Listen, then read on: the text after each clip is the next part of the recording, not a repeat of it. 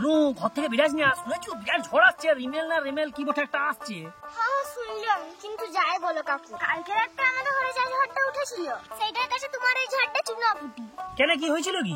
এইটা বললে বলবে বলছো, কিন্তু না বললেও লয়। তা বলো মা। আরে বাবা কালকে আমাকে ভূগোল পড়াচ্ছিল, দিয়ে প্রথমে জিজ্ঞেস করলি বল দেখিনি ধনু আয়লা ঝড় কোন মাসে আইছিল। আমি বললাম মে মাসে। তারপরে বললো ফণি কোন মাসে আইছিল বল দেখিনি। তুই কি বললি? আমি বললাম মে মাসে। এবারে বলছে বল দেখিনি আমফান কোন মাসে আইছিল। আমি বললাম কেন, মে মাসে। তারপরে জিজ্ঞেস করলো বল দেখিনি আজকালের মধ্যে যে ঝড়টা আসছে ওটা কোন মাসে আসছে। আমি বললাম মে মাসে বাবা। সে সব ঝড় মে মাসে আইছে সেটা তো আমিও বুঝতে পারলাম মা, কিন্তু তোদের ঘরে ঝড়টা কি জন্য আইছিল সেইটা বল।